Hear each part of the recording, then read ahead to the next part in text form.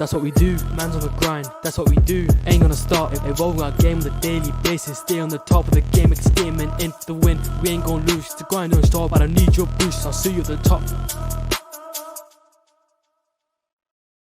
Sweet. Welcome back to the Evolve Your Game podcast. I'm Dan Van, and I'm extremely excited to have our guest on today.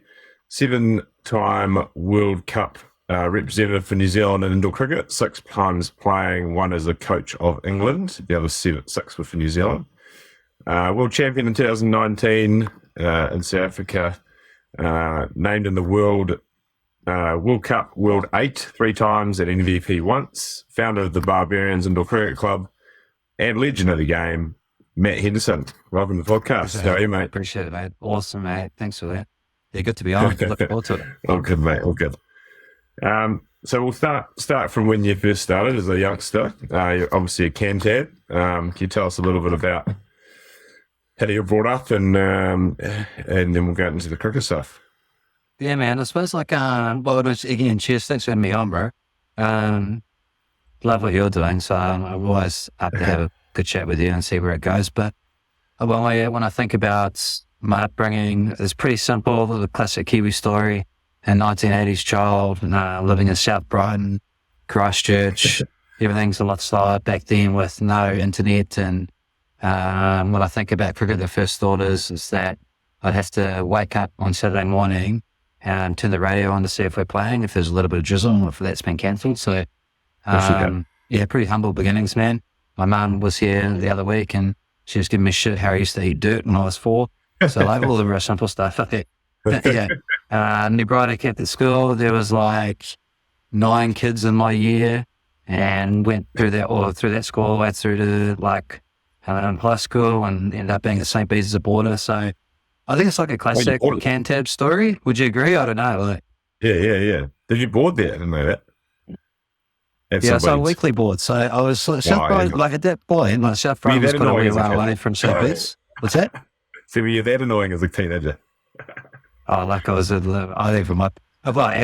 If you sent my school report cards, I would have sent my kid to boarding school as well. I would have sent for the whole year. I'm just like, I got to go home on the weekend, which was cool, but nice. But no, I loved it, man. Because for me, I found out that recently about ADHD. But for a kid with ADHD, like as soon as school's over, I get to kick a rugby ball, I get to play cricket, I get to play golf, I get to play bull rush, just hang out with my mates for hours. Have a feed and go to sleep and do it all again the next day. So it's pretty cool. Yeah, exactly. Yeah. I've got quite a few clients who born at Voice High and stuff. It sounds like a great time. Yeah. Oh, there's some tough bits. Like, man, it was, back then it could be pretty brutal, but like the good stuff outweighed the bad, no doubt in my mind. And I imagine some of those bad things would have been good learnings. Life lessons. Yeah, it was usually me, if you're going down the same route I was, it was usually me probably being a smart ass to the wrong person. And and I probably learned how to do that quite well, because I would just play around where the line was. And so I'd get on, because I played for the first 11 quite early on when I first moved to St. Bede's. So when you're in a school like that and you're one of the, say, better sports people, or you're either in the rugby team or the cricket team, you get to know the people are quite a lot older than you. So guys like Khan Gerard, who's just absolutely legend. So he's 2 years older than me. But he was like my big bro. He would look after me at school, and that's how I'd know all the older people, and that's how we get involved with all the cricket. So it was heaps of fun, man. It was such a cool time. Yeah, nice. Did you play any other sports? You played a bit of rugby or football? Can't remember. Did you play any other I played everything, man. Played everything. It's interesting because you do coaching. I saw a podcast the other day. I listened to a podcast from Buddy Morris, who's one of the best strength and conditioning coaches of all time in the NFL. Legend of the bloke. And he said all the best sports people that he deals with are all real multi-sport athletes. So they played everything. And man, I played everything from I didn't turn down any sport. I did badminton, basketball, loved golf. Getting back into that now, but I played heaps of that. Once I got to boarding school, not many of the cool kids as such played golf, so you sort of I started rugby there. But the other one I loved at school was kayaking. I was doing all the outdoor pursuits classes and learning how to race kayaking, or different just for fun. Was it? Oh no, like for more like the whitewater sort of stuff, and like getting an action, see what's like tricks you can do, and like taking on some rapids and that sort of thing. So like I love that sort of stuff. Yeah. Yeah, nice. Yeah. Cool. So then, what age was it that you had gone to that Canterbury Emerging Players Tour of Australia? You went to Marist from school, played there for a bit.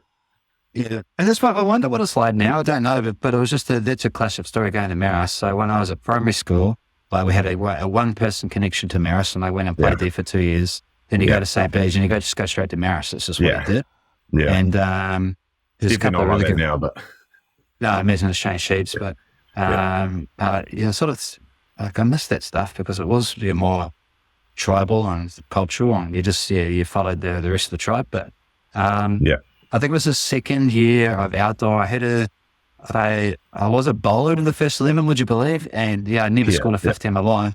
Then went to Marist and scored a 50 in my first game, and then found myself in the senior side at the end of that first year, and I scored 100 in my first game. Really? Never scoring one before, and that's sort of like that sort of put me on the map as such and in the framework. So Canterbury is more of a batsman than a bowler. Yeah. Went to Emerging Players. Good question what year it was, around 2000, 2000. Awesome tour of Australia, like what a trip. Yeah. Just 2 weeks, just hanging around with your mates. Pepsi was on it. Tim a guy named Strupp. What's that? Tim or Michael? Tim, a guy named Stroud George, who only lasted 3 days before he got shin splits, but he bowled like the wind. Oh my God. So quick. Especially on those Aussie decks where it was just got, I remember Pepsi, if I'm in the second slip and I'm standing on the circle, Pepsi's on the circle, first slips is a metre out the back. Like, dude, Pepsi's just taking it out here. Like, but Anthony, that's where I met Anthony Timpson, and I played a little bit of indoor. I didn't know it was serious, but I think it was the second or third day of the trip. We're on our bus going to somewhere like Armadale or something like that. I found out it was his birthday, so we grabbed the box of beer, sat in the back, and had a yarn. He was telling me he's played indoor cricket for New Zealand. Like New Zealand has an indoor cricket team. Like, but then he invited me down to a tournament that Mark Senior ran, and Mark, he runs a good tournament. And I was just blown away. I was like, this is wicked. Like, so that's the fun. Sharks band, you know? Right. Yeah. And so I was like, I was hooked. I was just like, oh man, this tournament was so good. It was before Super League started. And Mark asked me to play, and Timo was on the team, and I had a connection with Timo. And before the first game, for whatever reason, Timo jumped on the plane and went to England to play outdoor. I'd never played with him again, not once. Ended up playing for the Sharks for a few years. Yeah, nice. So, and then I think you said you made New Zealand Colts quite early on too, right? You played against some Aussie men's team? Yeah, I think it was like that year. So like, or maybe in the year. Same year. No, it was that year. So like our Shark side was really young. I think I might have been the oldest, just about. Really? And I was still Colts. So we were stupid young. And instead of playing the Super League Premier Men's, they put us on the Colts. Oh, okay. And I ended up captaining that side, they hardly ever played any indoor, but we were our Prem side. Like, we won every game in the Colts division. Like 6 or 7 of us got picked for Canterbury. And I went out to play for the first time in Wellington. Again, I never knew there was like provincial indoor cricket. Like, this is strange for me. Played all right, and I was one of the 2 guys to get picked for the New Zealand Colts, which at the end of that year, Australia came over here to tour against the men's. And our Colts side, we got to play against who Jesse was under as well, Jesse Ryder. We got to play against the New Zealand men's and the Australian men's, and it was pretty cool. Yeah, nice. How'd you go? How'd you find it? Ever seen a big step up? All I remember, mate, like, because they had Corey Otto, Jared's brother, who was so quick. I don't think he played us, but all I remember from that game, because it was a wee while ago now, there's a guy came on, he was bowling really quick and he was swinging at a mile, and I sort of always felt confident in indoor with the bat, because before I even played a game of indoor, I played Shane Bond on the weekend, or Jeff Allett or Chris Martin, I'd face this guy. So I wasn't too worried in terms of bowling, but this guy swung the ball, I swear, a whole pitch off the pitch, and he would land it inside. So I faced 3 balls in a row. The first one started out so wide, I'm like, there's no way that's coming back in, so I'll leave it outside the wall. It just sneaks down, ball's good. Second ball sneaks in, ball's good again. And I swear he started the third one even wider. I was like, there's no way in hell this is going to be a good ball. I leave that one too, and I got out third ball. So I'm like, I just remember thinking, man, like, this is just bowling like I've never seen before. Like, you don't see this in backyard cricket when you get to put stuff on the floor and do whatever you want, tape up the ball. So that was a pretty special side and pretty cool experience. But that was all I remember from that time. Yeah. Did you manage to sort of compete? Or it would have been a bit of a hiding, I imagine, that men's team versus the Colts team, but I don't actually remember. I think we got a bit of a touch-up against Australia, but we did all right against the New Zealand men's. We went quite close. Our opening pair, Ricky Cowley and someone, I think, put 40 on the board to open up, and we're like, we're in this contest. And I think back then there was actually probably a bigger gulf. It feels like there was a bigger gulf between the New Zealand Colts and the New Zealand men's. Yeah. I think the New Zealand Colts, last year's team, they probably do all right against the New Zealand Mets. Like, they have a good side. Yeah, cool. And then first World Cup, not too long after that, or was there a bit of a gap, or? Yeah, 2004. So I think it was only 2 years later. So I played Canterbury men's the next year after that Colt, and we went from the next year. So we lost every game for the Southern men. So we were 2-0. Then the next year we won it. It was incredible. I got to bowl last over the final. I remember Craig Foster again was on strike. They needed 3 to win, 2 to tie. And I just absolutely fluked a rank short ball down the leg side that he could only hit for 1. And it went round the corner. They tried to run a double, and then Wilson, top sticks, Diamante out, brilliant, but I've held the game. It was a year after that. There was a lot of players that couldn't go to Sri Lanka, and I got a phone call going, say, you want to go? And I was like, I'm not passing this up. And, on the plane, Singh was the coach, and Sri Lanka 2004 was pretty cool. Yeah. So what was that? What was the change of those Canterbury team? Did it just a couple of years of them, at that level to just improve, or the players change? I can't really remember who was around then. Would that have been Donks, Diamante? I don't know. There's probably a couple of things. I know Donks was a bit of a stalwart for a few years, but if you think about a few of the players from that group, so Tim Papp's coming through, myself, Diamante, Ribsy was there. Would that have been, if I think about it, it's like this is before Vinny would have been playing. Yeah, it's well before, but I can't remember the exact lineup. But I think to have 1, 2, 3, 4 guys who are playing senior cricket at that point and only really just getting into indoor probably helped. And Diamante, he ends up playing for the Black Caps. Dobbers plays for Canterbury Meads. And Sani was the coach. Sani was awesome, Matt. He got us going so well, and it was us against the world, and we trained really hard. Worked really hard for each other, and we just had us believing that if I was going to get closer, we were going to win. And then we had some success, and we just started winning. Yeah. Nice. So, the Sri Lanka World Cup, tell us a bit about that. Was that your first sort of major playing? You played much overseas before that, other than I've never been to Australia, so to fly I've got a young fellow actually tomorrow who's going away to Dubai for the Junior World Series. He's coming into Abiyaan, and it's his first big trip of the way as well, and he's a little bit nervous about it. He wants to do well, and he's in the New Zealand under 17s. So he's just coming for a coffee tomorrow. Nice. And that's one of the things I thought about today was what was that like, and man, going to Sri Lanka was massively eye-opening. What a culture shock more than anything else. I'm not sort of worried too much about the cricket, but from a little humble boy who ate dirt in South Brighton to go to Sri Lanka and see what that's like, it really threw me off for the most part. Even the first day we went out for lunch, and we thought, one thing we can probably rely on is getting Pizza Hut for a feed, and because it looks like semi-normal to what we'd eat at home. Yeah, we ordered that, and it was spicy and hot, and it was terrible. And we're like, man, what are we going to do? This has really threw us off. And just to see the beggars on the streets, and just some real poverty, but some amazing beauty as well.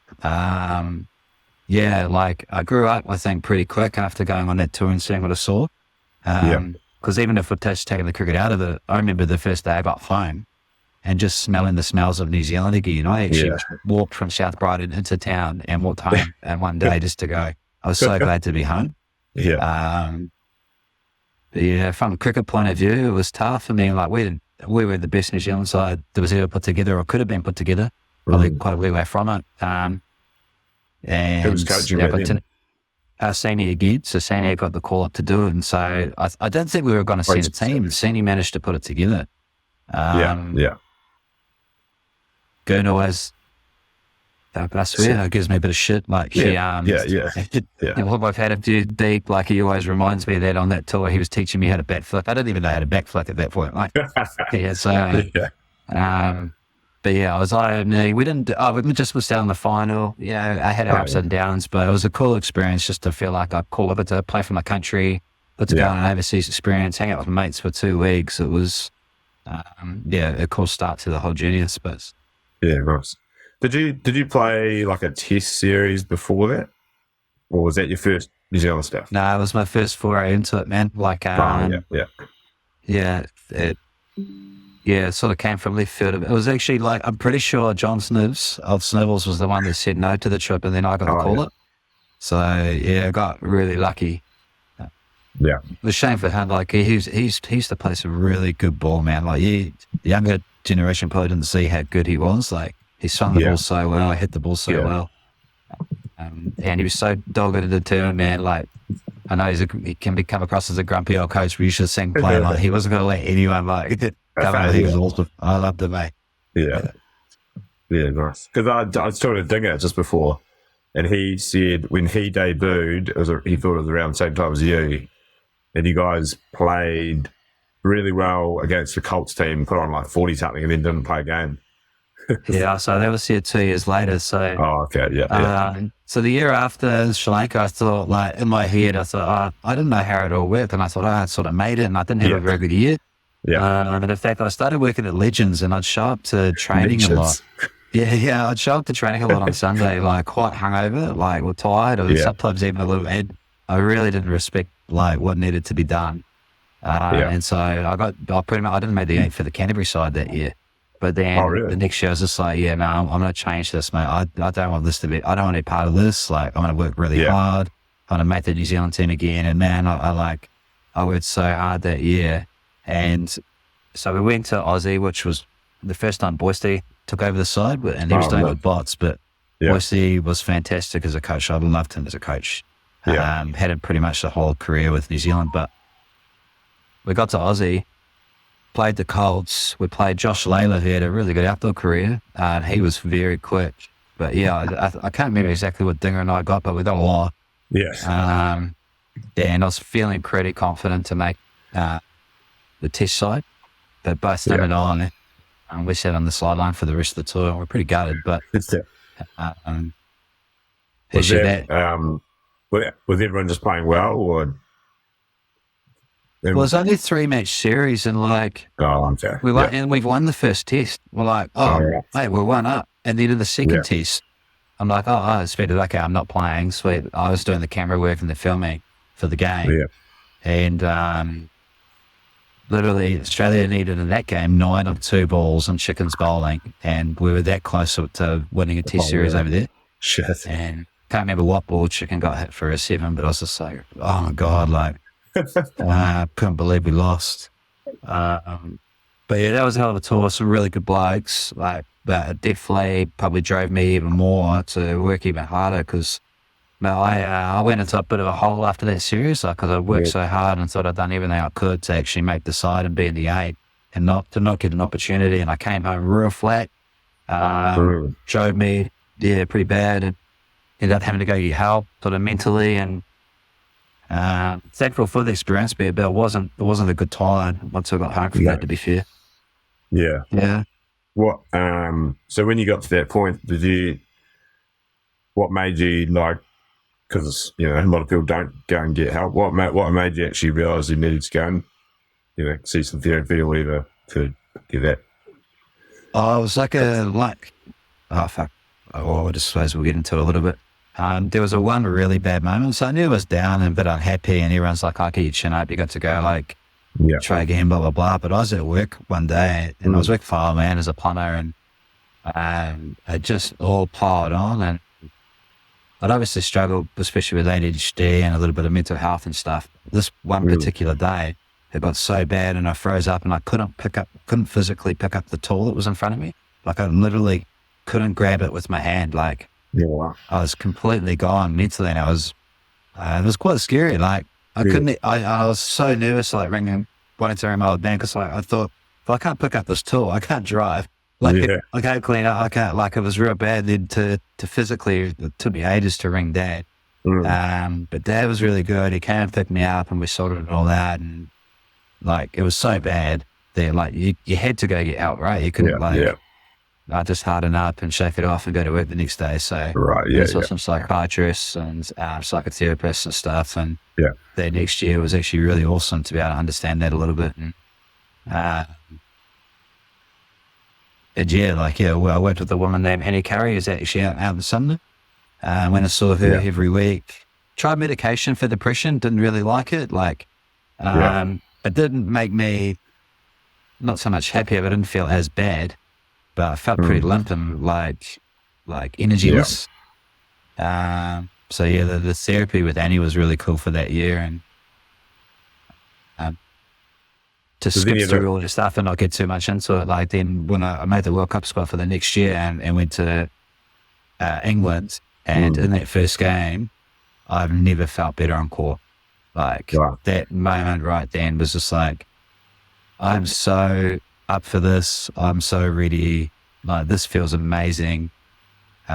Obviously it didn't go to plan. But it was a pretty pivotal year working with that psychologist and a psychotherapist and understanding that sort of stuff, because it helped massively. So the skills she taught you about your mental health helped you in sport as well? Like, I don't see now, like, after going through that experience, there's actually this thought just popped into my head then. I'm just going to run with it because I was just going to be honest. Like, I wonder if it's overblown thinking about using mental skills for sport when you should just use it for life and it'll carry over to sport.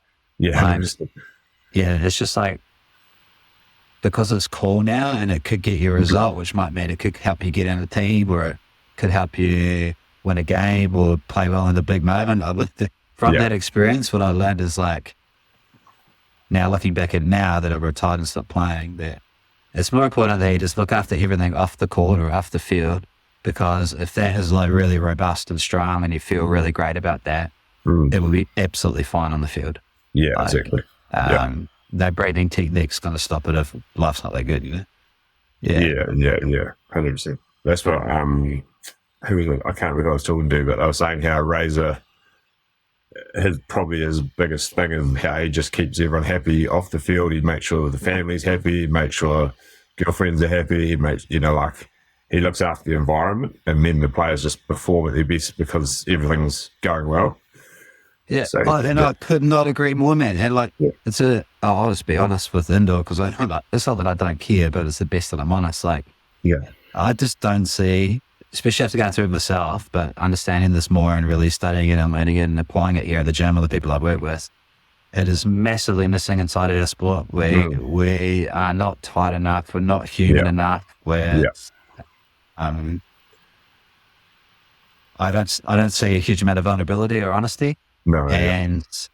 So when that's not in a group, and I saw it a lot with the New Zealand men's, if I'm honest, like, when it's not in the group, it's always going to falter under pressure. Like, it's just what it is, and you can't hide that with a game plan, and you can't hide that with a new drill or a tactic, or making sure your wrist position's right. That's kind of been the good thing with the one good thing about trying to coach these under 15s who are scattered all around the country.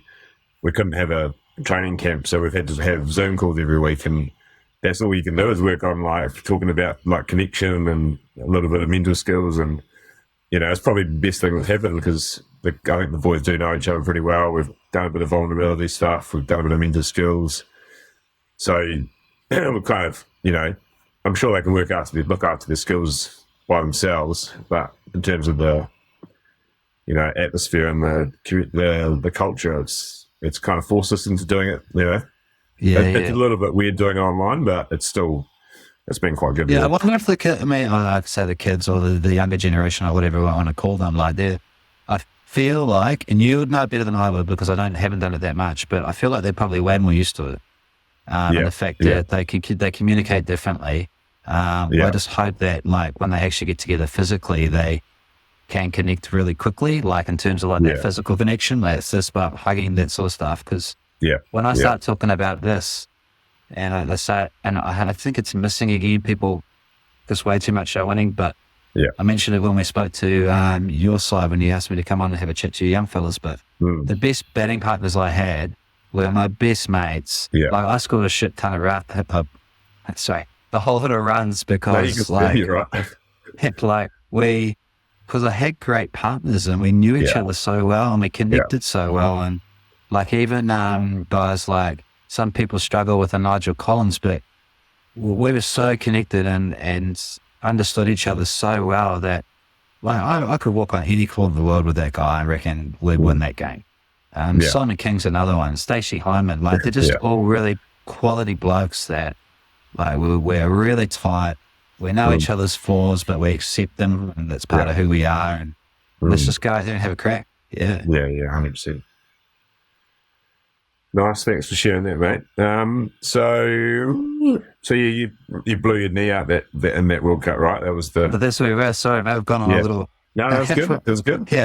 Yeah, like I was at leg line, feeling unbelievable, and I got moved to cover halfway through the game. And in the first play, like I'm so free, I want to try everything.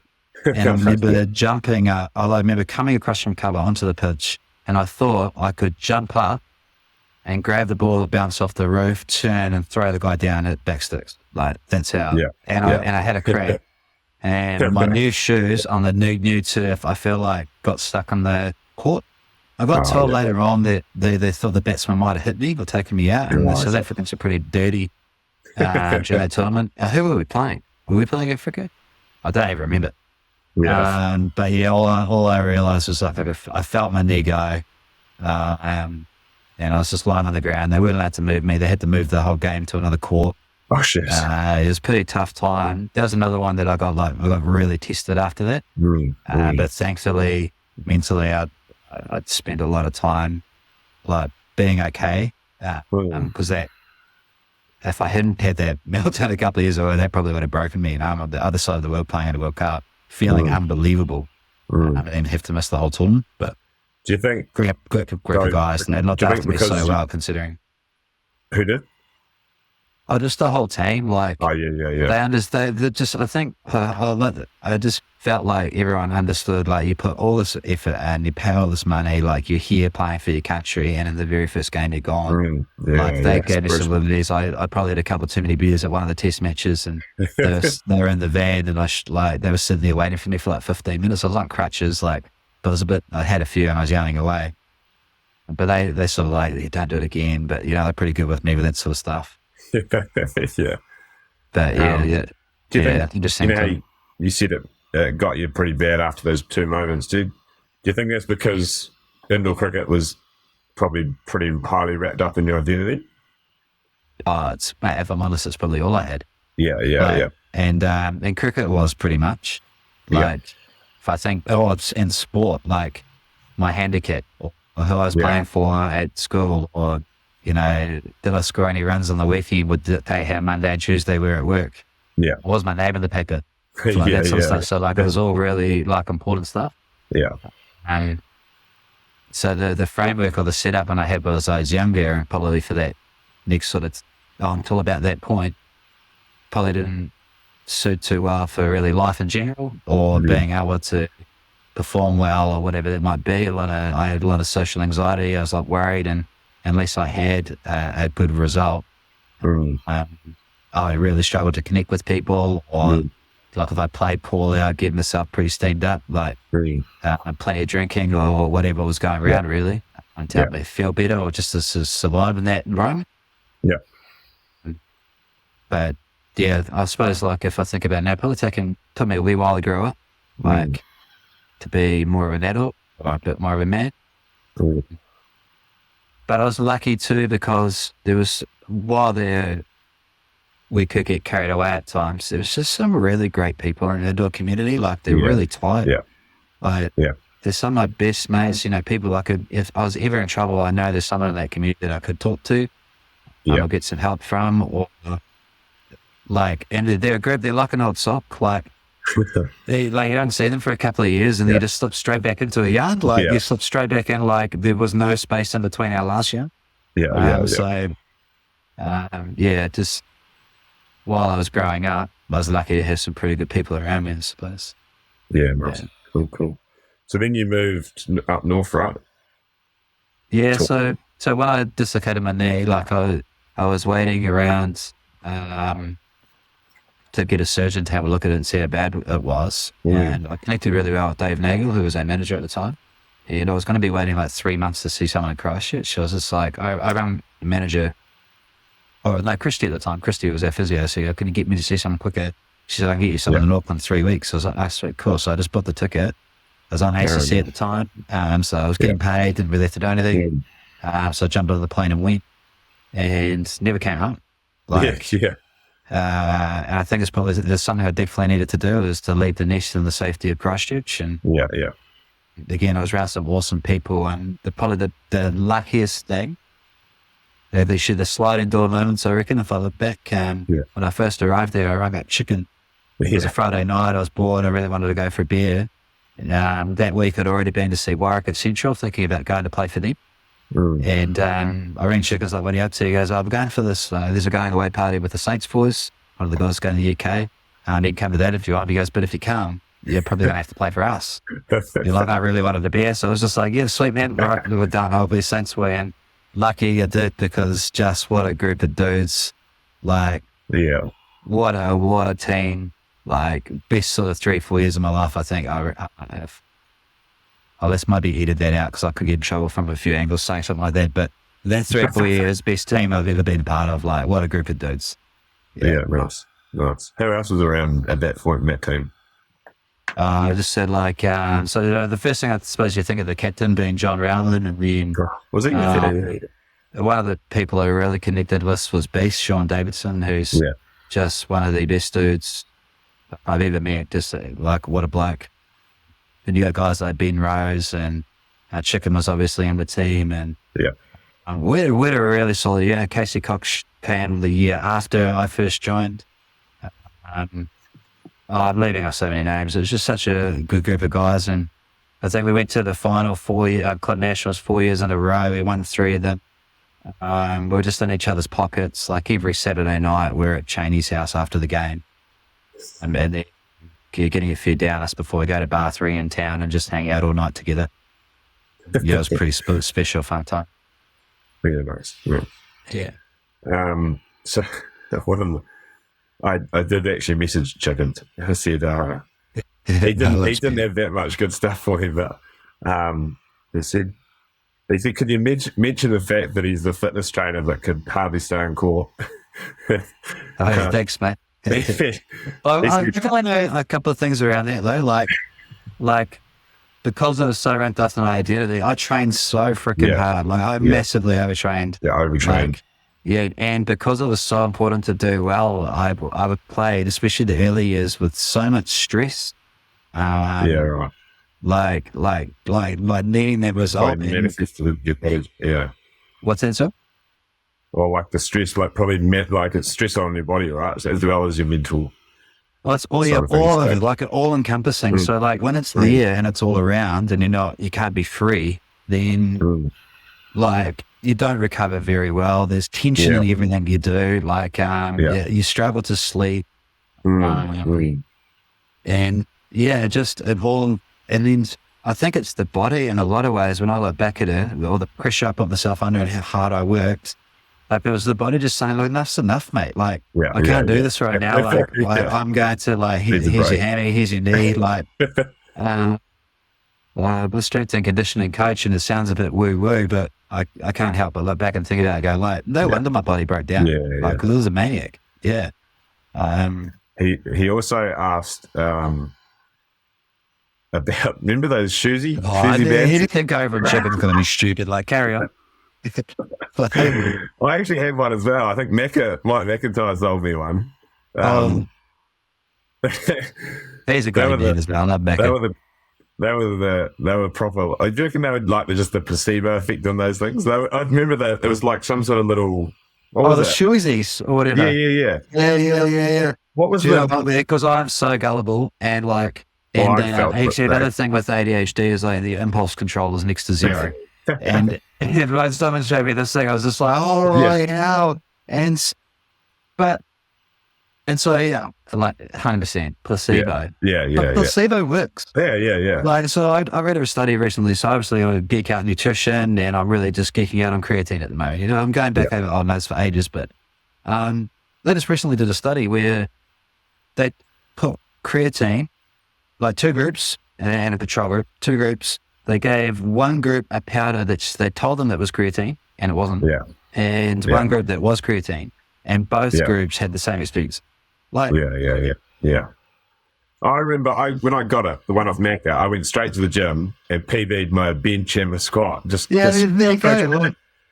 And like half the time I reckon like that's what made Mark Sandy so good, like as a coach. Like for some reason he just got in your head and had you believing. I remember he had us in tears once before a provincial final. Like I was literally arm in arm with him, walking down to the game, just crying, going like after the speech. We were never going to lose that game. But the placebo, like if it works, who cares? Yeah, exactly. And but I mean, it's an absolute charlatan sort of choosy thing, like, for the record. Yeah. He said he called you a scammer anyway. Yeah, I did. To be fair, I probably made enough money for a few nights out. That's about it. That's all that matters. The placebo, and you've made some money to have some beers in a few days. Yeah, that was great. Yeah, nice. Okay, and then so then you went 2011 World Cup. That was pretty good one for you. That was your That's first when I time started getting it right, man. Yeah, that's when I started getting it right. Like, one of the ones around the injuries were also like, my injuries were so bad. When I first showed up to Saints, I had a bunk shoulder as well. Yeah. And I couldn't stop bowling wides. And this guy named Scott Maher is just like what a good bloke. Like, for the record, he's an asshole. But he's so good. He started calling me Sir Wides a lot. He's only just met me. So Sir Wides a lot. And then he started a fund called the Knockout Hendo Fund, where he got a bucket, and at every day Super League, he'd walk around with this bucket that said like, we needed some money because we want to pay David Tours and knock Hendo out. He raised like $286. I was like, what the hell? But anyway, so there was a long list of injuries, and I was just like, I was over it. And I didn't want to go back to plumbing, so I wanted to study. And I was like, if I want to really get into this and have a real crack at indoor restricted conditioning, I'm going to like fire someone to do the job for me. Someone who really knows what they're doing, so I'm not fiddling around making mistakes anymore. Because I was good with my other clients, but I wasn't good with myself. I would overthink it and try and do everything.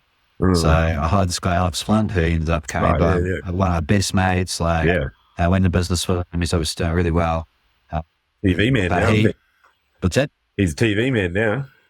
No, we were real blessed with some of the people that came through the door. And Alex has got a great personality. Like Bailey Mackey, the guy that's a producer, we trained for a while. But anyway, so he trained me and I just did everything he said, letter of the law. And like I had to be one of the fittest, fastest, strongest dude there, and I could jump through the roof. Like I would just want to get tight in games. I was so confident. And I also coincided with working with John Alcock, he was a South African coach who just came to Saints, and he just got in my head and just said like, bang the ball. Like he just kept saying to me, in the arc, out the park, Hindu. And so from day one, like I was just not trying to bat back nets, but I was a good player. Like, why can't you bang back nets? So I just started like, if it was up, it was going. And at that World Cup, a little bit nervous going into the first game, but we played Sri Lanka, and I just got a half fully outside off and hit it for 4 on first ball I faced, and just didn't look back in that tournament. Didn't have a great last game. Again, Felt it a little bit, wasn't ready for the moment. Got out a couple of times, but our whole team sort of crumbled a little bit. And then got Was knocked that out in the final or semis. semi-final? Or? I was a minor semi-final against South Africa A.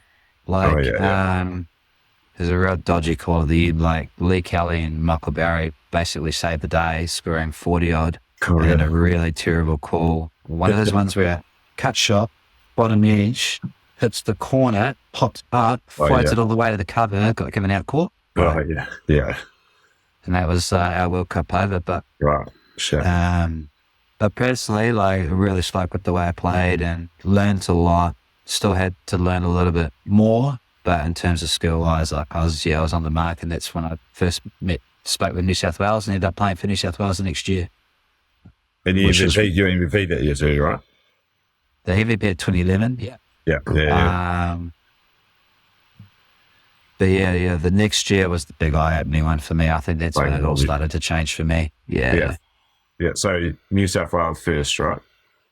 Yeah. And like, and just full card honesty, like, it's going to be really hard to beat Aussie because the state champs is just so hard. I went over there and I was a good player and I was fighting my own and everything was fine, but it came to Wednesday, I played 2 or 3 games, I was playing pretty well. Didn't quite show up the way I needed to for this particular game and got completely hosed. I looked like an average club player. Right. I was getting cleaned up all over the show. I just wasn't ready for the moment. And that's after that tournament where we ended up going to the final. We beat Queensland 3 times that year. That tournament, we were awesome. We just didn't have quite a good final. But that was the one that realised, okay, so it's just the mental side of things now, and how can I replicate pressure as much as I can to make things as hard as possible so that when the moment's there, I'm ready to go.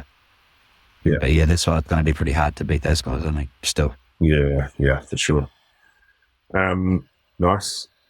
And so how do you get that opportunity to play in New South Wales? I think TP, Tony Panicasio, was the coach at the time, was coaching the Australian Colt. Right. And God knows how the conversation started, but that's where I met him at the World Cup in Joburg. I think I made some bullshit line up that my great-grandfather was New South Welshman, but I think he's Victorian. But in my head, I was just like, oh, sweet, I'm playing for New South Wales to support them in the state of O. I think my great-grandfather came from there. Yeah, that's close enough for me. Let's go. And even from the first training session, like I went over and played did a training camp weekend. One of the best lessons I ever learned was actually about 2 in the morning by a guy named David Gibbons, who was playing in the Australian men's team at the time. We were having I had to play 1 club game to qualify for New South Wales. Played that game, that went pretty well. But then I played a game of 10 ball against him at 2 o'clock in the morning, 1-on-1. You played that before? No. I'd never been pushed so hard in my life in 10 deliveries. Like, everyone was watching. It was New Zealand versus Australia at 2 o'clock in the morning after a couple. He came at me so hard. Like, he was bowling some absolute thunderbolts, and like everyone was watching. It's just like, this is what I never felt more pressure in my life. So what I got to learn from being over there, spending time with them, how different that they roll and stuff, like setting out pretty well. And so it was a pretty cool experience. Yes. And you played again a fair bit later for SA as well, eh? So South Australia. Yeah, 2017. So that was it was just before the World Cup in Dubai. That was a pretty tough one because, I was 2017, so I was 35, 36 at that point. And in the last game of provincials, I think in the final, I hit my shoulder. I was like, man, this doesn't feel good, eh? Like, I got through the game, it doesn't feel good. I just woke up the next day, I couldn't rotate my arm. Oh no, this is no good. And I got it checked out and I'd done something major, but I was leaving in 4 days to go play for South Australia. So it's like, okay, I've got to play. And went over there again just to get that experience, just to feel it again and have a crack with a pretty good group. But I had to take my shoulder up, take painkillers for Africa. I went out, actually, I remember after one of the games, I actually went out and had a cry. I was in so much pain, and putting myself through it. And then I didn't play another game until the World Cup, which was 8-9 weeks later. Yeah, so the beginning of the end, I suppose, that year. Yeah. So before that World Cup, you had 2014 World Cup, right? So that was... Oh, yeah, so I haven't got to that one. Where was that? Was So that... Wellington, so yeah, it was Oh, must that have was played home. Yeah. And you did... who was I talking to? I was talking to Dudomski, and he said the team got really sick. That tournament, you Oh, got... so sick, bro. Yeah. Like, What so happened there? sick. So, pretty sure Sonny had a bit of the flu, right? Like, when he came into camp. But, like, this is pre-COVID. If someone's coughing or whatever and they're a bit sick, you don't stress too much about it. Like, we're all pretty good. And I think it was like the second or third day in a prep. We went in and decided to use the harbour for a rice bath or whatever after training. Oh, And it was just the coldest, most disgusting thing. Like, and anyway, the only thing I can think of is put it down to doing that and then having Sonny bring the flu in. Yeah. Everyone got really sick. So sick. And I can only, I sort of remember past Ski, like, and then he was on death's door on a couple of the games. Really? Like, I can't believe he even played, but Yeah. remember at one point during the middle of the week, I was out of action. I was sick all night, and I had this bang on the door in the morning going, oh shit, we must be on our way to the game. I better like suit up and just get ready to go down and watch. And I opened the door, it's Lee Kelly. It was just like, are we going now? He goes, no, we just got back. So they'd already played the game. We played New Zealand A with 7 players, or basically cooked, and I think we lost that game. But yeah, everyone was out of action, apart from Victor Davies, son Harry Clade. I think he played every game. Oh, really? He's an animal. Like, he's an absolute animal. Like, Harry, I would never be able to do that. There's been proof of that. But yeah, that was tough. We worked really hard, but probably the semi-final, the minor semi-final and the semi-final were probably my two proudest moments, like in the New Zealand jersey. Is in terms of games, because we had so much adversity that week and we had to play New Zealand A. It really felt like everyone was gunning for us almost to lose. Like, they had supporters there that are just like supporting so hard for them. It was just like, we're in our own country here. and we're getting abused by other teams players' periods, and this feels awful. And I remember that game, I think I was bowling the 4th over and we're bowling first, and I bowled it wide and I turned around and I saw in the back corner Paul Herman and Guy Coleman, who I'd played for the New Zealand men's team with, like, they're team players. Expecting how, like, come on, here we go, or something, right? And there was nothing. And I was just like, they just looked at me, I was just like, and I looked around, I was just like, there's no one here supporting us. And straight away I could feel it. And that game there was especially really, really hard. But I think the accumulation of myself personally having those moments in the last World Cups, the understanding pressure, etc., like, that was the biggest test, and batted really well. Personally, I think 40 odd or 50 odd, chasing 130.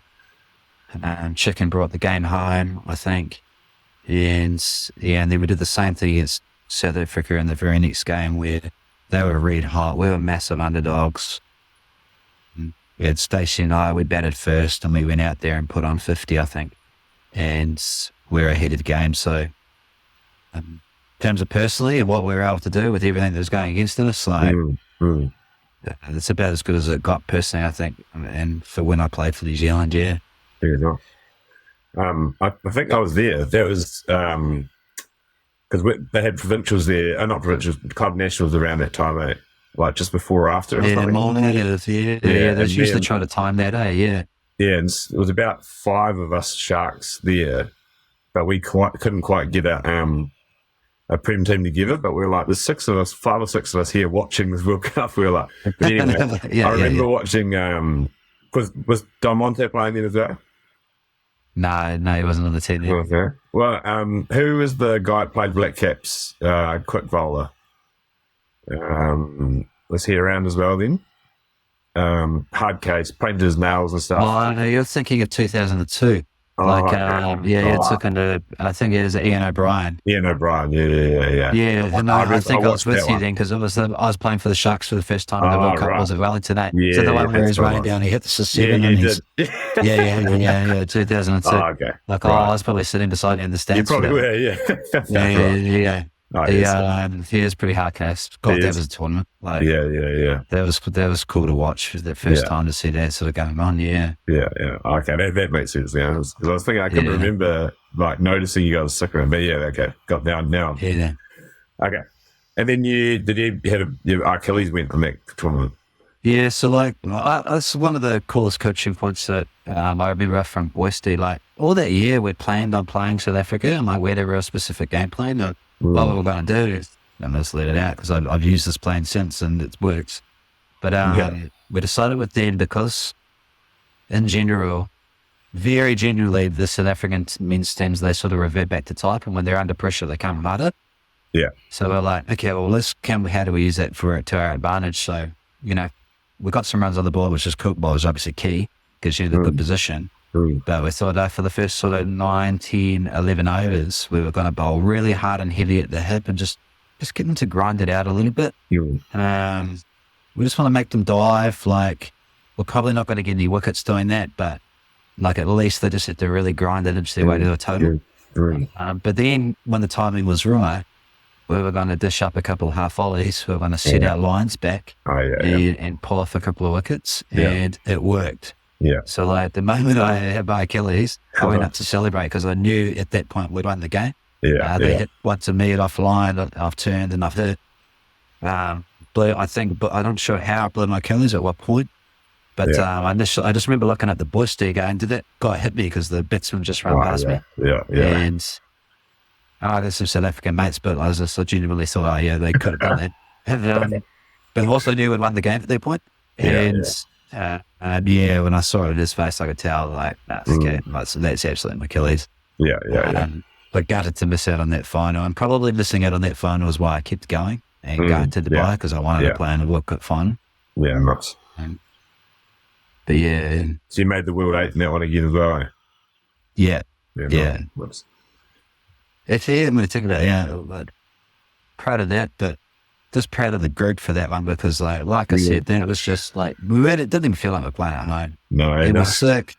And we're just totally under the palm. But I don't know, maybe we were overthinking it. It felt like they wanted us to lose. I don't know, but we played two just incredible games, those two games. And then we just had nothing left in the final. Yeah. And then 2017 UAE, was that your last World Cup up for men's deal? Yeah, for the men's, yeah.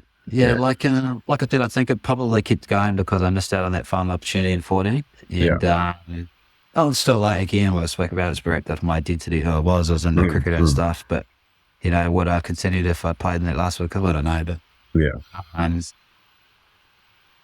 was definitely a different player at that point, but older, a bit wiser, learned a whole lot of lessons. Just knew that I wanted to go play again in Australia before going to that tournament because I knew I'd learned so much playing at the state champs that I had to do it again. Yeah. But then, to go there and had not bowled a ball for 8 weeks when we first arrived. I had to play last night. I had to play the Super League final, and at that point I couldn't rotate the sharp with my arm over it all. And people must have watched that and gone, "There's no way this bloke can go to the World Cup." Well, I felt it. I was just like, I did everything I could to get ready. You just bounced off exactly. Oh, mate, it was like as Heather called it. It was just a autumn leaves. It was just complete junk. And when I knew everyone was watching, I'm like, oh no, this is so bad. And I'm getting on a plane in 2 weeks to go play the World Cup. And this is like, and so I suddenly figured out a way to bowl. Seemed like pain-free. Yeah. But we played UAE and it warmed up on the first day we were there, and I'm pretty sure I got hit for 30 plus with my 2 overs and 6 ball overs. And I went to see Bots and Hardy at the time because it'd been 8 weeks of me giving it absolutely everything to try and play, and I just thought, no, I can't play. So I said, maybe you need to fly someone over because I don't know if I can play a game. I don't know if I'm going to add any value. And Bots actually, I never figured this line. It just made me feel so good, and it was just a real good coaching point for myself going forward. But he just turned to me, he said, even if you don't play a game, you're going to add massive value to the side. And I'm like, Yeah. But like, that just completely put me at ease. Yeah. Yeah. And then somehow, again, I just kept chipping away and figured out how to play. And then in the first game, I figured out how to bowl. I figured out how to warm up to be able to bowl 12 deliveries pain-free and then the payment cut back. Yeah. Yeah. And I played every game from there. So I'm very lucky. Some good people around me again, and just proud to be able to even get on court for that one, but then to also play well. It was really awesome. Yeah, because you made the World 8 in that one, right? Yeah. So you wanted to get flying home and you made the World 8. It's pretty good tip. Like, honestly, mate, like, I don't know why they didn't send me home. Like, he probably must have been thinking it, like, okay, yeah, he can bowl a ball on the pitch, but he's just getting smashed anyway, so who cares? But again, like, it just goes back to it's accumulation of that whole last sort of 15 years and everything I've gone through and what I was able to learn about myself and how to prepare my body and what I could get through and what I could tolerate. Plus also the experience of, I could always bat, so I could lean on that. And indoor, like, some of the times all you need to do is get the ball to your best fielder. Like, and when I was 36 or 37 at the time, whatever it was, and I could hardly bowl. I was like, well, I know where to bowl to make that happen. So that's enough. Yeah. And I worked a lot with Paddy Shannon that year too, so I felt really confident with my fielding. But nice. Yeah. I was just batting really well and doing the job. And nice to bat with Nav, I think, in the semi-final and to close that out, to go through to the final. Final didn't go so well. I got to experience the final and look back pretty proud. Where I was able to compete and work for the young, Is that when you started playing around with the underwater bowling, or was that later on? No, I was way earlier, man. And but that's our thing. Well, we've got to talk about this. I've just been reflecting the last couple of days. And I was like, what was it about me? What was I doing? And because I just had this feeling like if everyone's doing that over there, then I'm only going to get what they're getting. So I'm going to go and look out over here and see what's there. And so I get Alex Funt to be my strength and conditioning coach. So I went and worked with someone who had worked with Roger Federer's tennis coach. And he showed me what Roger Federer was doing with that water training in terms of his backhand and his forehand. And so it's just like, well, can we do that for bowling and fielding? And we played around with it. And I showed up the provincials that year, and Bots goes like, where'd you get this extra pace from? Well, I didn't even know because it was so gradual to me. But he saw an extra couple of yards. And every time I played around with it, it was pretty much the only thing I did leading up to 2019. And for some reason at 39 or whatever I felt like I was bowling real quick. I don't know what the boys were saying so much, but I don't know. So I'll definitely play around with it. If anyone wants to have a crack at that, I'd love to show you because it's fun. It absolutely works. George St. Pierre does it still to this day with his training, his underwater stuff. And I found huge value from that. Huge value. I was talking to Dinger just before, and he was saying that was the one thing he says that you're like always looking for the next thing under the rock, like any chance to find something to, and not just for you, like for other people too, which is pretty cool. It's just it's just so interesting, Matt. Like, Like, don't get me wrong, if we really think about it, and I think this is the advantage of having ADHD is that I can draw random parallels. My mind's bouncing around and just looking at different stuff, and that's interesting over there. When I was really effective, and I think what good grades do is just like they know what the 20% is to get to 80%, and they're super consistent with that. Like that just happens 24/7. But like the other 20%, you can do whatever you want to go find that. Like, there's so many things you could try, and it could work, it might not. I heard Wayne Smith talking about it. He goes, half the stuff he tried when he was a coach fell flat and was shit. But there's the only way he found out all the other stuff, the other cool stuff. So he's a legend. It's just, I always found it interesting. He was snipping up like videos from VHS to make like a premiere of like a theme back in like the early 90s. It was ridiculous. And then I was on a coaching course 2 years ago, and the coaches for the first time are learning about theming. Like Wayne Smith was doing that 20 years ago. So that's the sort of thought I thought. It just felt like to me inside under, and I had an experience of obviously getting to live with Poppy and being around some really good outdoor hunters, etc. To think like, man, if you're doing the same thing as everyone else, Like, how do you get ahead? Like, how do you beat these blokes? Like, yeah. there's some fundamentals you're nailing down, but we go find something, see what we can do. That curiosity, isn't it? Like, just try things and see where it can take you. Yeah, totally, man. Yeah, and so mate, the underwater stuff, like, that stuff's gold. Yeah. There's a lot about the shoes is a shit.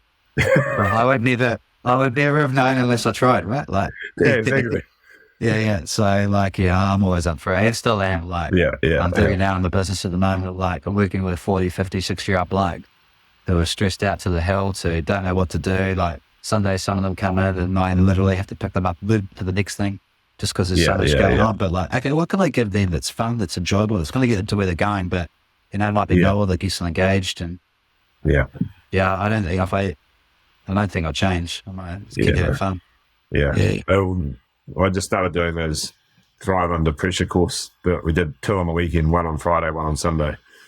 And, like, I saw that. It looked good, eh? Yeah, that was good. cool. But when I was planning it, I was like, I want to take a bit out of Dave Wood's stuff and a bit of, like, stuff I've learned myself and a bit of, like, sports coaching stuff. And I was like, I wonder, like, I had, corporate people there and I had some people who were like in their 40s, some teenagers, and I was like, is it going to work? But they all loved it. But, you doubt yourself. It's the best way of doing it. Like, create your own system. Yeah. Like, create it by your hand. Like, you're so curious and you're constantly doing courses. Like Wood wouldn't be able to do what you do because he hasn't had the experience you had. Yeah. But we can take the best parts of him. Like, Shaq. Yeah. I love listening to Shaq talk about it with basketball. Guys, like, I've got to give props to everyone before me because I've got a bit of him, I've got a bit of him, I've got a bit of him. So, be yourself, man. Like, go for it. So, that's cool. Yeah, it was pretty cool. I'm pretty stoked with how it went, actually. Yeah. You got to do some of that stuff with the boys when you get to Dubai as well? Yeah, well, 2 of them came on the trip, but we'll definitely do some of it. Yeah. Yeah, mate, I reckon, because, like, I've had a few people ask me what it's like in Dubai and what the game plan should be. Hey, it's indoor cricket. Oh, yeah. And the most important thing in the world is that the guys know, like, and trust each other. Yeah. And you'll work, if you've got that, you'll work out, like, it'll evolve as the week goes on. But, Yeah, 100%. I forgot. I'm glad you mentioned Hoppy. So you said you lived with Hoppy for a couple of years, eh? Gareth Hopkins, as some of you may not remember, that New Zealand wicketkeeper, Canterbury. He played at CD for a bit as well, eh? They still play for everyone. He played for Otago, Indy, Auckland. Did a real good job in Auckland, actually. What's he doing these days? He works for Craig's investment company here in Tauranga. Tauranga's so small, I randomly ran into him a couple of times. I was driving on the streets and he always used to call me Buff. And I was walking across the street that day, Buff, like, what the hell? But no, he's what a legend of a bloke. Like, he was, I probably haven't even really had the chance to thank him and really tell him like how much that 2 years living with him like sort of shaped me because, I mean, I look back and sort of pinch myself a little bit now. Like every Friday night for the entire summer, we'd drive all the way from North New Brighton out to Lincoln, and him and I would just have a net for 4 hours, and then drive home. We'd be in bed by midnight, get up at 7 and go to a game, and that was like every Saturday. And then I remember like a Friday morning, I'm getting ready to go to work, and at 4 a.m. in the morning, this is the middle of winter, someone comes bowling into my room, and it's Gareth Hopkins, Chris Martin, and Kerry Wolseley, and they're jumping on me trying to get me out so I could continue to have a beer with them. Like, it was just such a wicked time for a young fella to be around some really cool people. But like, Hoppy was just amazing for me. He's like absolutely my older bro. Looked after me so well. I learned so much about cricket, and just to being around some good people. And I suppose like always being around like I think Chris Keynes was in the 21st because of Hoppy. Like, how good. The whole Canterbury team was there. He put on the 21st. So I hadn't even played one, and he put one on for me and put a key out and got all these guys over. But I suppose from him, like and for a 21-year-old kid who hardly knew these guys, like I suppose being around him and being all those guys, I don't really sort of get too fussed at meeting all the big people, that I don't mind talking to anyone, and he was really great with that. Nice. But he's a great bloke. Nice. Yeah, I didn't need to know him that much, but I've heard good things about him. Yeah. So then you basically retired from flying and got stuck into the coaching, and then you started the indoor page. Do you always fancy getting into coaching? Or did it sort of just become something that you tried because you I think I've always done it. Yeah. I think I've always coached. Yeah. And it's because I was curious myself, and I liked being coached by good people. The people who sort of understood me didn't mind being challenged because I'd like ask why a lot. How I probably got a bit annoying, but I've always coached and I've always been curious about trying to get better. And I loved hanging out with people who were curious as well.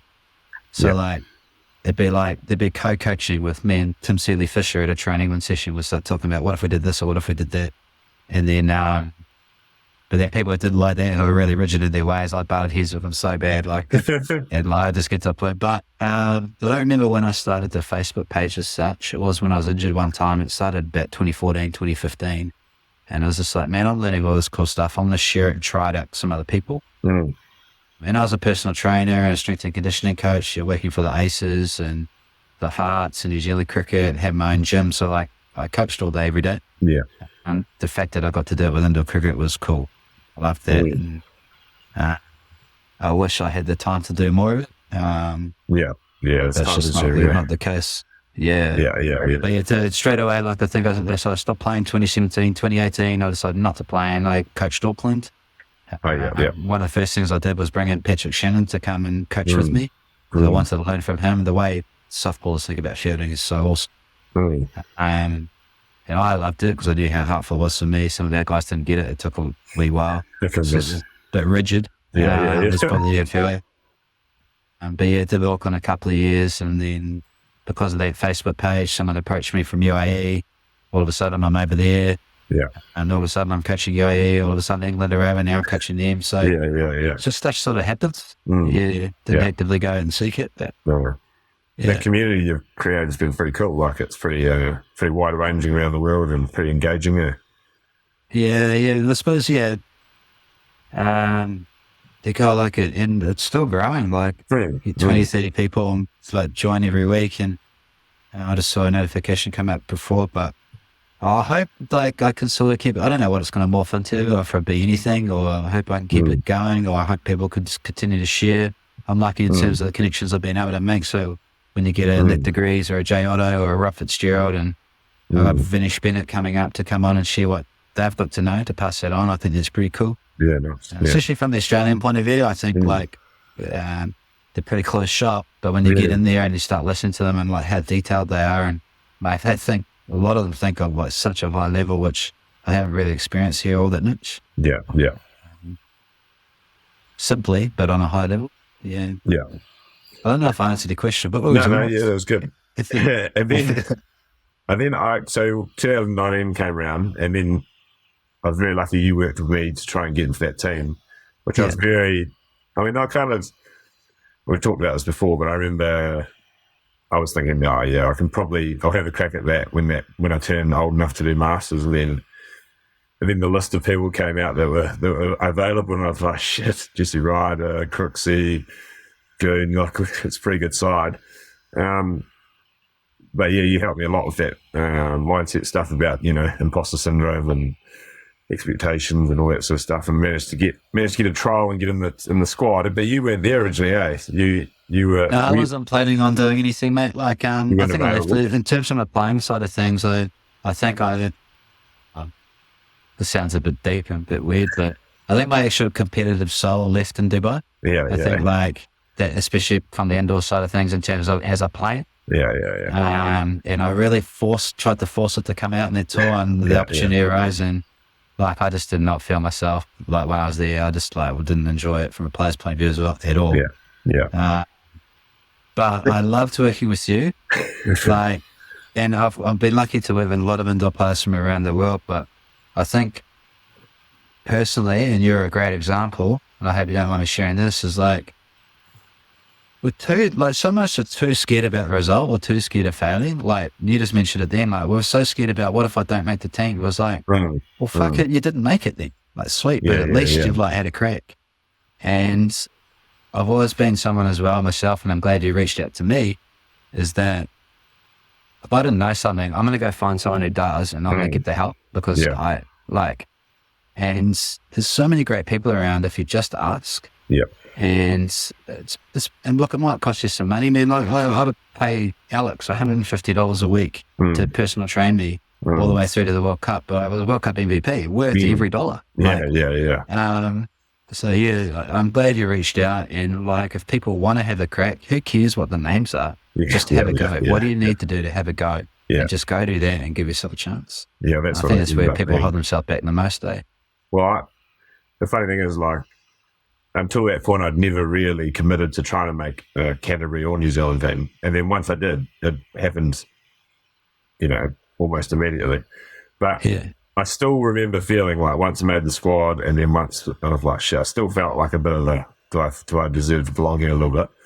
But then we had that game against New Zealand men's team, and I batted with Goon once and maybe Cooksey, and we put on 40, and I was like, what the fuck? Like, I can actually play at this level. Like, and that was kind of like, oh, okay, it's cool now. I'm sweet. I can manage this, I just needed that little bit of evidence. Mate, we all do. And like, it's got like, it does come, it comes to us all, that evidence, as long as we keep working and we keep sticking to it. You don't wonder if it comes and it shows up out of nowhere. Like, what if you, like, so you're playing arguably the second best team in the world. Like in a dodgy core, like you're nervous as hell, like, and like that's where it showed up. Like, happy days. For me, like at 2011 World Cup, I had the first ball for 4. Happy days. There's the evidence. So let's go. Like, it'll show up if you have a crack, you go for it, you put in the work, but don't get in the way of it showing up as well.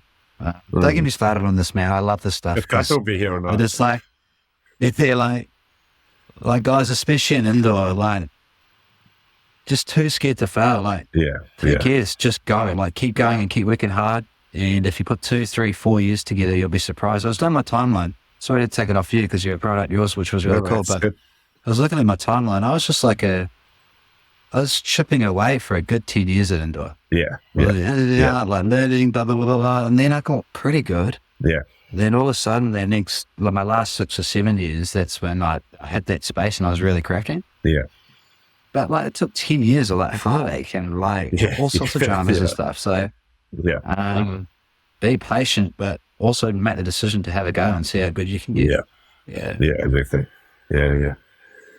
Thanks, mate. I'm forever grateful for that help. It was bloody lifelong dream. Mate. I loved actually just being there because I enjoy the playing, but I'd love seeing you out there. Like you, I remember Ski did it, the 2017 World Cup, where he just had this game out where he's diving around, playing awesome, and it really turned our tournament around. And when I watched you, I felt that similar feeling because you're diving around, you're giving it everything, and you're playing with so much joy. You brought so much value to the group. And you were just loving being there. And that's the reason he played well.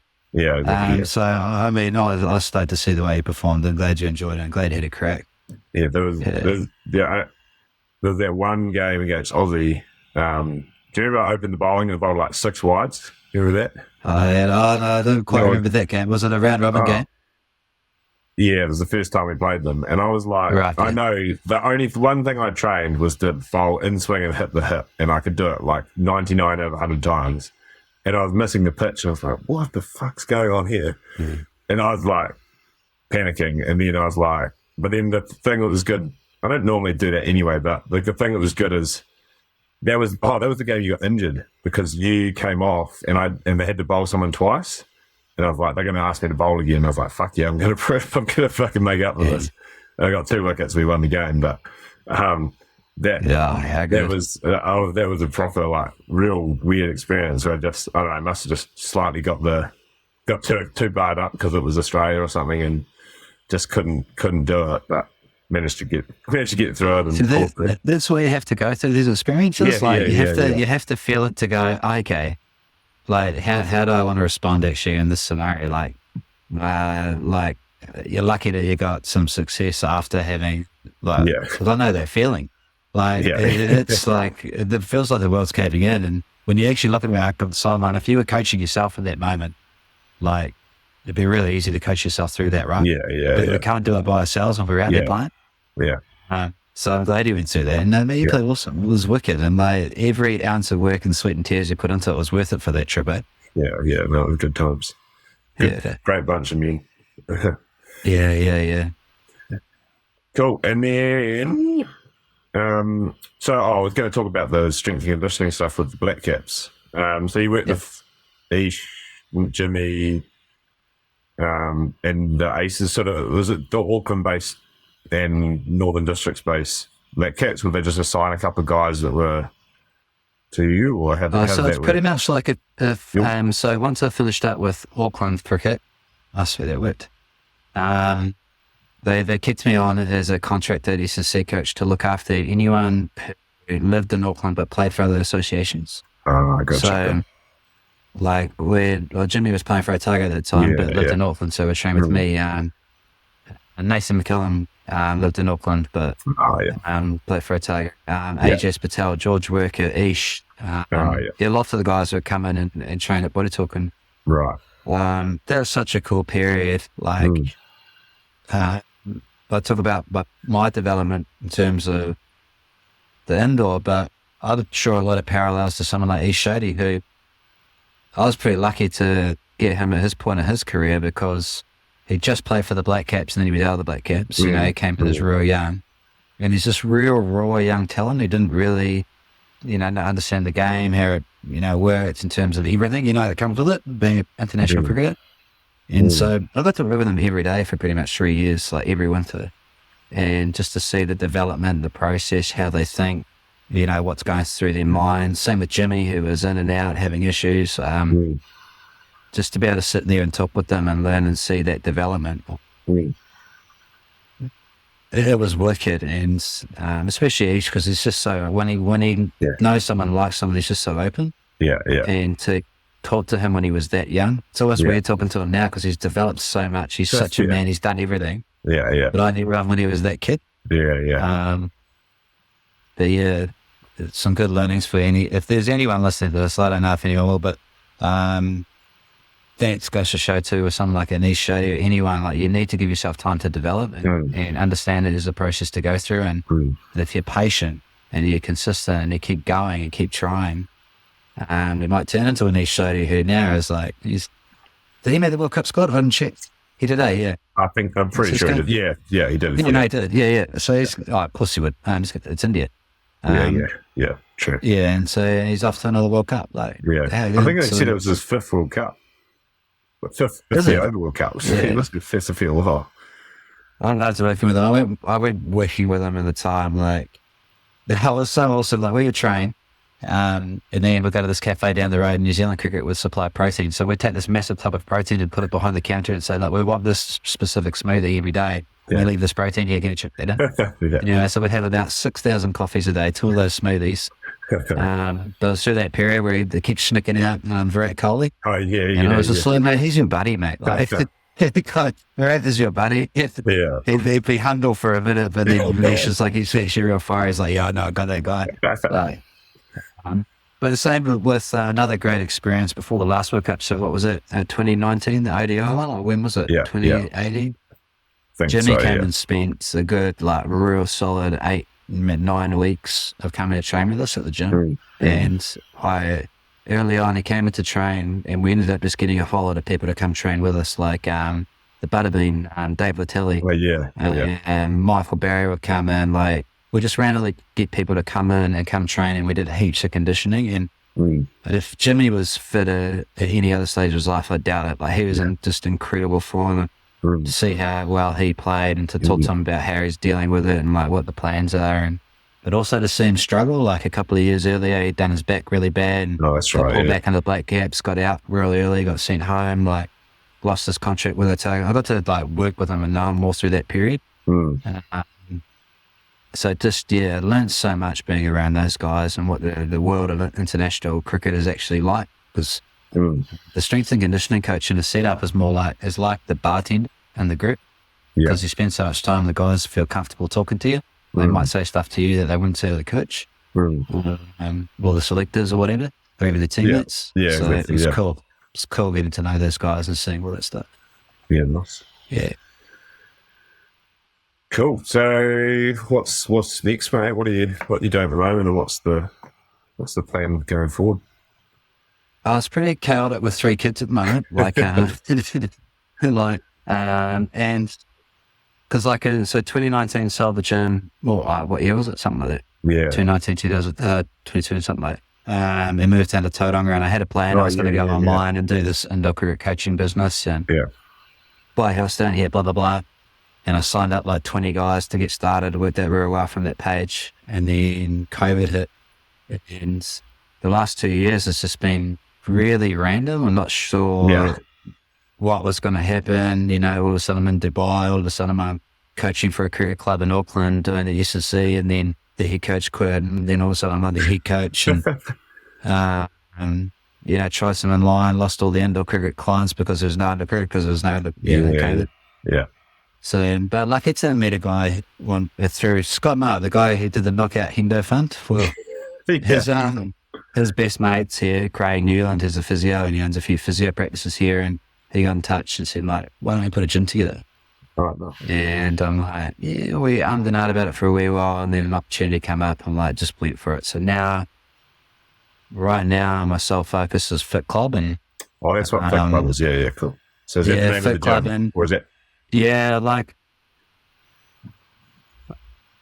whether this is probably the first time I've said it on, recorded, so I don't know. I've never actually spoken to my old man about this, but when I think about Fit Club, I think about my old man, and right now he's like 768. It's his birthday coming up. He's about to retire from work, but he's pretty broken and banged up, man. Like he's pretty unhealthy. He can't breathe. Like he's come up here and would walk 50 meters down the road, and then he'd have to stop for 2 minutes. Like can't really play for the kids. There's a lot of anxiety around that, blah, blah, blah. And the shift for me has gone from training my younger self as a cricketer to training my future self and anyone that could be like my old man. Yeah. And I had a bloke join the other week. Oh no, it's actually 4 or 5 months ago now. He joined. It's one of the early ones. He got in touch and said, like, I need to have a chat. Just been to the doctor. My blood pressure's really high. And as a psychologist, I said, why do you go to the doctor? He goes, well, actually, a mate of mine who owns a building business here, his wife came home on a random Thursday afternoon, drove up the driveway and saw his ute there. And was like, what's he doing there? And she goes upstairs and finds him dead, heart attack, like in the middle of the day on a random Thursday. Yeah. 2 young kids. So just really shit. So this gave me a real emotional thing, a really shit story. Yeah. And so one of the clients came in and said, like, I need some help. And so literally, like, my old man walked in the door at the age of 38 this time, 39. And now he's off blood pressure medication. He's lost 15 kilos. He's just like a legend of a bloke. And nice. He's the reason, heaps of people have got here. He's the reason why I do what I do now. And this is pretty much my sole focus at the moment. Every now and then I jump into cricket and talk to someone like you, or the Post Up, or the Club World Series for cricket and the Barbarians, etc. But right now, like, I'm loving the gym. I'm loving where it's going, and hopefully I can just help heaps of guys like that get back in shape, get healthy again. Yeah. Nice. And one of the boys said this morning, he goes like, I need to spend the next 4 years working hard, so my next 4 decades are awesome. Yeah, something like that. That's such a good line, man. That's what it's about. Yeah. Let's train let's do an Olympic cycle of getting your body back to where it needs to be. So the next 4 decades is awesome. Yeah. So that's where I am now. Yeah. Yeah, nice. I forgot to mention about the Barbarians. How did that come about? Mate, everything's really random, bro. Like, it's so random. Like, all of a sudden, one day I'm in Dubai doing a 3-week high-performance camp for indoor cricketers. Yeah. On that trip, the guy goes, and this was like, I got on the plane as soon as I was probably one of the first planes out of here once COVID lifted. Yeah. Got there, ran there. It was really random. Then one of the last nights. Is this the guy that owns you, Pro? Yeah, Manish. Yeah, what a great guy. Like, so, and he takes me out one night and we just go smoke shisha, have a few drinks. And he told me his vision. I was like, this is so cool, man. He goes, what's indoor missing? And I was just like, well, mate, my favourite tournament to play, and it's coming up here in New Zealand, this Club National. It's like, it's better than the World Cup. Like, I loved it. Like, it's probably from my Saints days, because it's just the best time in their lives, really. Well, one of the best times of life. I said, we should do that for internationals. And there's so many players who don't get to go overseas and play international cricket. So why don't we create something for club players. Yeah. And so the Club World Series was born. And because it's such a new idea, there wasn't a huge amount of attractions to start with. And so we put I said, well, let's create a Barbarian site where we need some New Zealand and Australian presence. And so he gave me the go to just start ringing people and see if we could put a team together. And what a trip. It was everything that's awesome about playing indoor cricket internationally, but everything awesome about playing club cricket as well. So it's none of the snooty international cricket stuff. You can have fun, but we played hard. And it just got on so well. Yeah. So you're one of the funnest things I've ever parted. Yeah, nice. And hopefully get to do it again. Well, next year's in Sri Lanka. Oh, yeah, that's right. Yeah. 2024. What Manish is incredible at is the tournament was amazing. We changed some things around. I wasn't a massive fan of the stuffy prize givings that we usually had at international level. So I said, we'll just do the prize giving straight after the game, and then let's have an after party and see.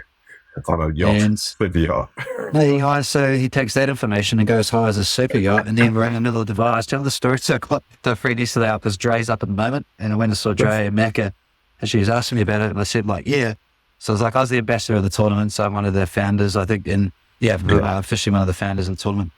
And I was like, okay, my job was we want to do this again next year, so let's go to this event, make sure everyone has a really awesome time, they're raving about it, blah, blah, blah. Yeah. I get to the yacht, and 23 minutes later, I couldn't help but be hammered. Everyone's just passing our drinks. Everyone's having a great time. I've got these sunglasses on. We're all dressed up. We're just dancing for 3 hours straight. It was just the best after party for ever. Yeah. Absolutely how it should be done. And I hope that we can do an even better tournament, an even better party in Sri Lanka next year. Yeah, nice. I was talking to Jacko just before and just asked about the trip. And he said, what do you say? Absolutely loved it. Got to play with lots of different cricketers from different parts of the world. Batted with Mick de Greece, who's world champion, an Australian captain. How good? He said played World Cup finals while I was in nappies.